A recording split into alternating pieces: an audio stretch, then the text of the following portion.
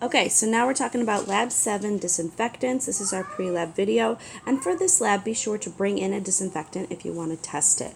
So basically, the goal of this lab is to kind of look at how well disinfectants kill bacteria. We have different bacteria in the lab. We're going to be looking at S. epidermidis, which is gram-positive, E. coli, which is gram-negative, on these nutrient plates. And we're also going to be looking at the effectiveness of 10% bleach, which is kind of like the gold standard. We kind of wipe down our benches beforehand, before we start our lab. How good is that?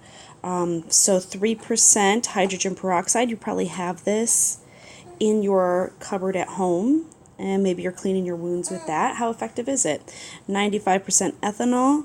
Ooh, stingy. We never want to use 100% ethanol because you need a little bit of water in there in order to actually denature the proteins. And so we're going to look at this in a time-dependent manner. So each group is going to be assigned one disinfectant, and if you have a disinfectant that you want to test, you can definitely test that. So just bring it in, we'll test it.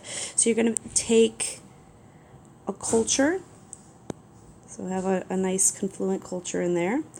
And then you're going to add in 1 ml of whatever detergent we are testing to our 2 ml of culture. And then we're going to take that over time on a plate, and on the bottom of the plate, the agar side of the plate, we've got 0 minutes, and so we're going to test this before. So this is 0 detergent.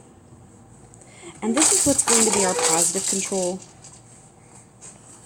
Because what if it's not growing because we don't know how to plate stuff? So before we start anything, we're going to plate a little bit, and the way you're going to do that is you're just going to dip your loop in and then just make a little wiggle there, just to see it. And then we're going to take time points at 1 minute, 5 minutes, and 10 minutes. And for each of these, we're just going to dip our loop into the culture and then streak it out here, using aseptic technique, of course, to make sure that we don't get contamination. Then we're going to incubate it and see what grows. And probably, we're hoping to see some growth here. And hopefully we'll see 0 growth here if they're really effective. And if it's super duper effective, we're not going to see any growth here. But we really don't know what's going to happen in any of these time points. So I'm just going to pause this for a sec. And we're back. So that's going to be the first part of that lab. And the second part is really kind of a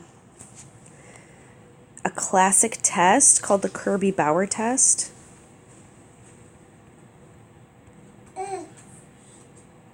And this is really great for determining the effectiveness of antibiotics. So we've got lots of different antibiotics, and we're going to be testing these on gram-positives, gram-negatives, B. subtilis, S. marcescens, S. epidermidis, and E. coli. We're going to be using our nutrient plates for this. And basically the idea is the first thing that you do is you take whatever bacteria you've been assigned and you're going to plate it on there. And in the lab manual, it says to use a streak method, and the goal is to get the bacteria completely across the entire plate. So if you're using a sterile swab for this, you just want to make sure that you are covering every single inch, edge to edge, all the way across, turning the plate, and making sure to cover every single inch of that.